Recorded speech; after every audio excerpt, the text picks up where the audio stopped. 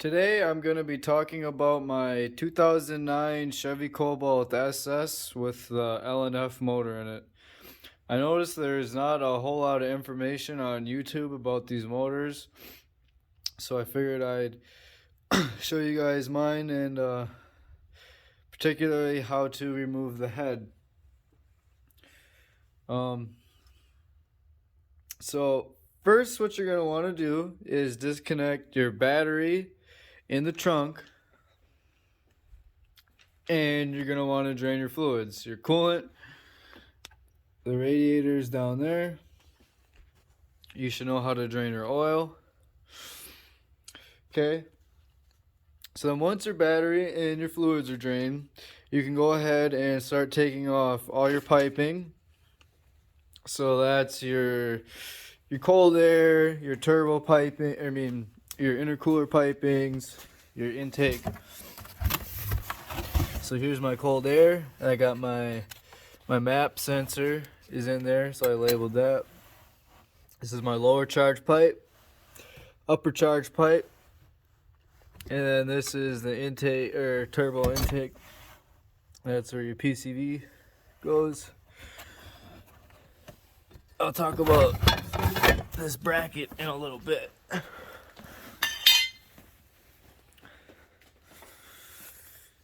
Okay, so then once you get your piping all out, you're going to want to start taking your intake manifold off, which was right here. I painted it so it's not out here.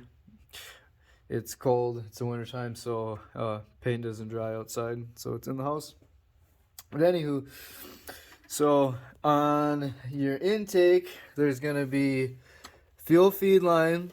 You're going to have to unbolt that, and you can just kind of redirect that over here. Your evap purge is going to be on there. If you have a map sensor, that's going to be on there.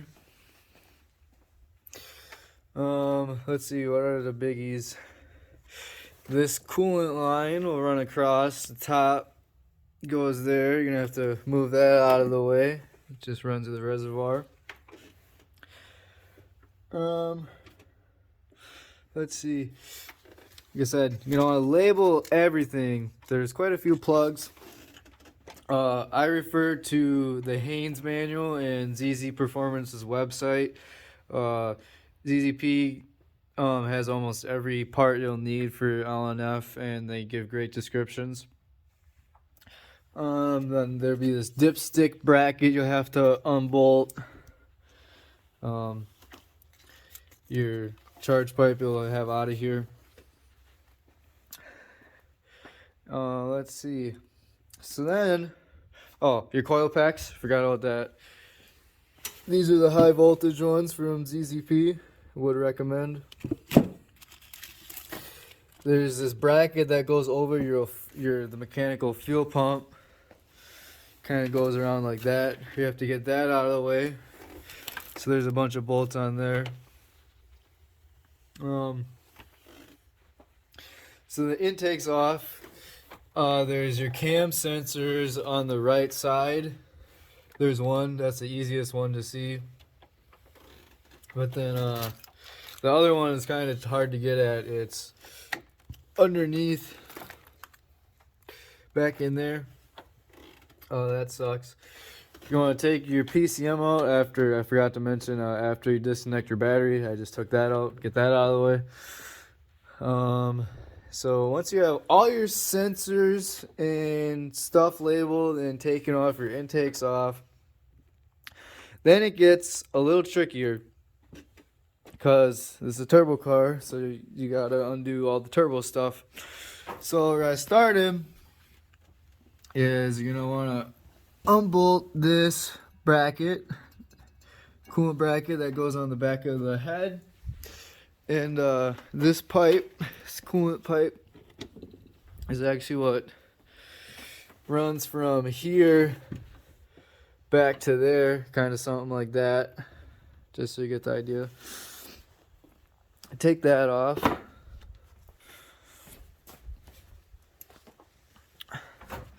Then you can go ahead and unbolt the banjo on top for the coolant line, and also the PCV, which is on the valve cover. You can go ahead and take that off, which is right. This right here, that's the bolts to the turbo. You take that off. Keep everything clean. And then you're gonna want to go underneath the car. Here's where that bracket comes in I was talking about. So you need to take this bracket off, which will go from those two, and it actually goes to the side of the downpipe, or the 90. Right above my finger, that bolt is to the right of that. Take that off. You're going to want to take off your exhaust. Unbolt your downpipe as well. You should probably do that before you take the bracket off. Oh, battery's too low to use flash. I'm recording this on my phone. You got a backup light. Okay, so you got your bracket off. Then, oh god, let's see how I want to do this. Okay, so then once you get the bracket out of the way, all that shit's out of your way, you got to get this coolant, that banjo you took off the top. Well, that runs all the way down to right where the light's pointing. Take that banjo out and be careful. You're gonna want a bucket because coolant's gonna fucking drain all over and you're probably gonna get a shower like I did. So keep that in mind. You get that done, and then this runs up top. You got your 3 lines. You got your 2 coolants and your oil drain, and then your PCV on top. So 4. That's loose. This is the one that runs all the way to the top that we unbolted before. And as you can see, I'm doing a turbo swap, so I'm gonna have to get this out. And I'm hoping once I remove the head with the turbo and the O2, I can get a bolt or a socket back there so I can get that banjo out. Alright, let's see. So you got all your coolant and stuff, and then there's a drain, a turbo, the oil drain. This thing right here, this will go to the bottom of the turbo, and that just slides in your block. You can leave that in and remove that depending on what you're doing. So then, once you got your turbo disconnected, you know it's disconnected. You got all your plugs. Like, make sure you got all your plugs disconnected. Like I said, you got your cam sensors back here. I always forget about these cam sensors. And my fluid, I have a fluid oil pressure gauge, which is right there, so I had to undo that. Anything like that, undo. And then one of the last turbo things is right back there. Yeah, right there. That's where your O2 sensor is. You're gonna have to get that out. It's pretty hard to get at.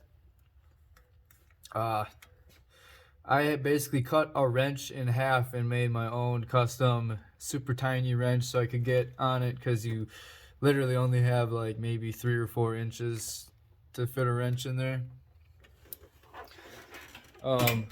Also, this turbo heat shield you're gonna have to remove to get at your coolant. It's a pain in the ass to get out. I'm just gonna be honest. I did this head. I recently put a ported head on. So last time I left only like 2 bolts in it, so it's really loose for me and easy to get out. But the first time I had to unbolt it, it was a pain. So I'm just gonna get a blanket for my turbo and totally eliminate all these heat shields because they suck and they're just in your way.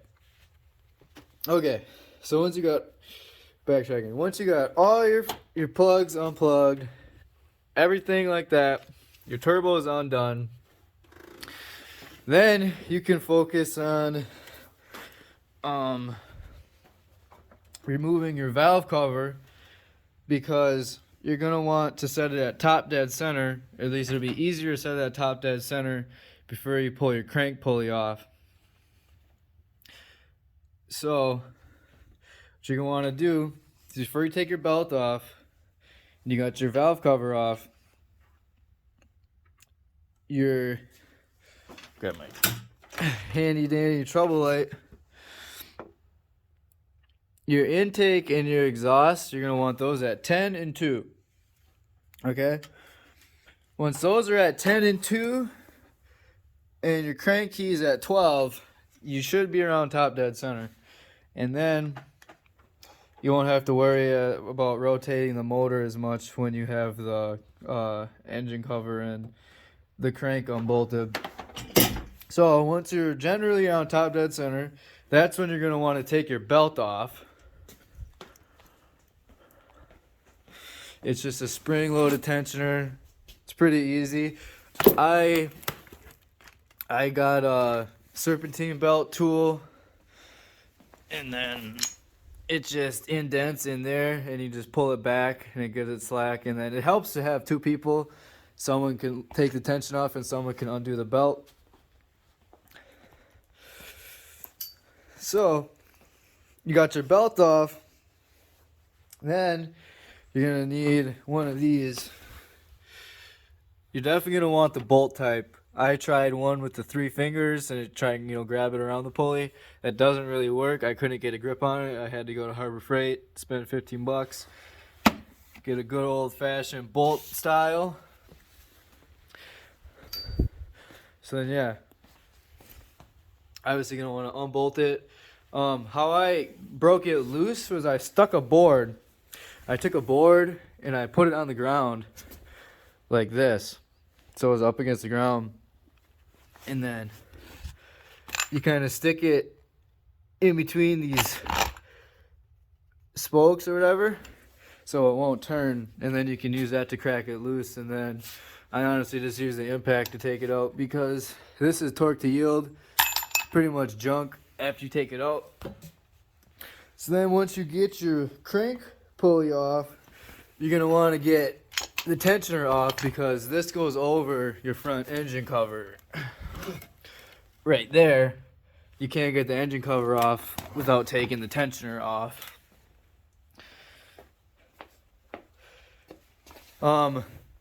You also have to take your motor mount off. I took the motor mount off first, and then it was kind of hard to get the tensioner loose because the motor was flopping around. So honestly, I would try to take off the tensioner first and then the motor mount. Motor mount is like 2-piece. It just lines up with the studs, and then this goes underneath and then bolts down from the top.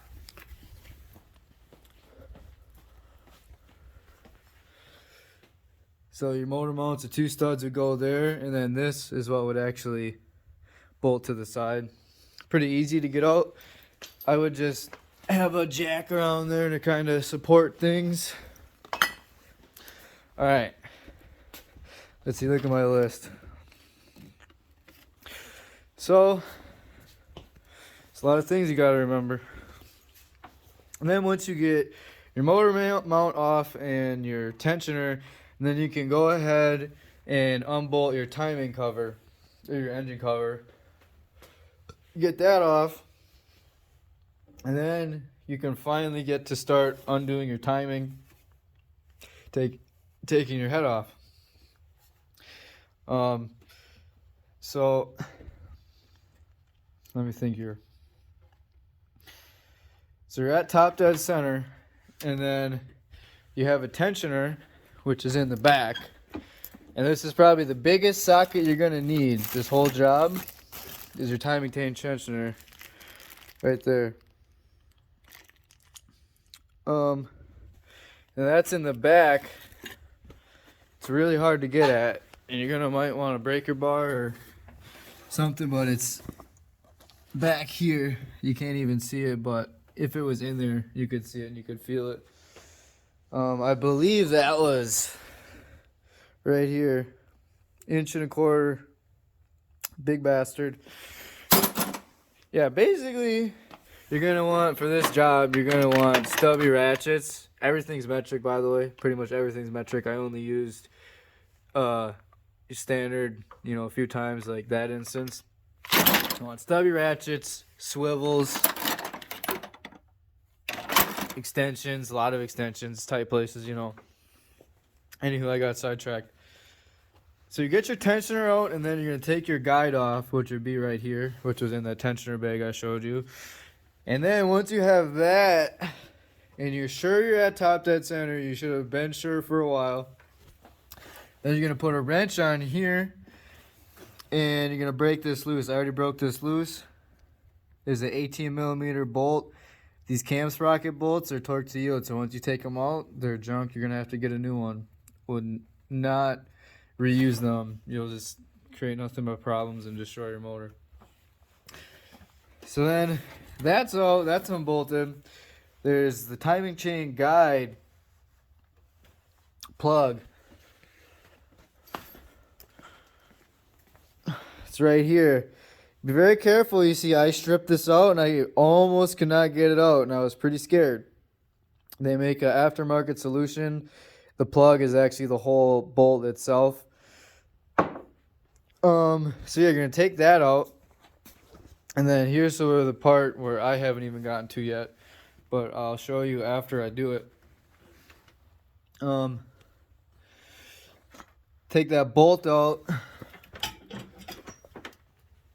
and that's come on, camera. That black guide down in there, that's what loosens that up.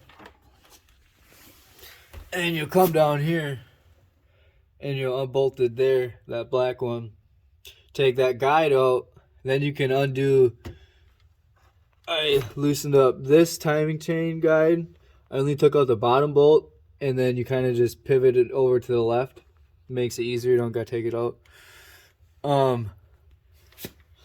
Another thing to note, be very careful of your oil squirter. Right there. Not to damage that, because you will not have a good time. Once you get that black guide out, you can undo this other sprocket, and then you can pull this chain out. I can't remember if it comes out from the top or the bottom.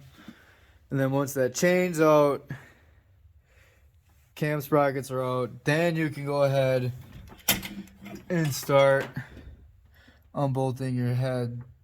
I have head studs from ARP, as you can see.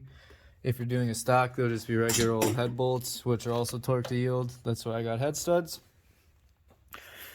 And yeah, then you can lift it. You're gonna want, at least if you're really strong, 2 people, but it took 3 people for me last time to lift it off.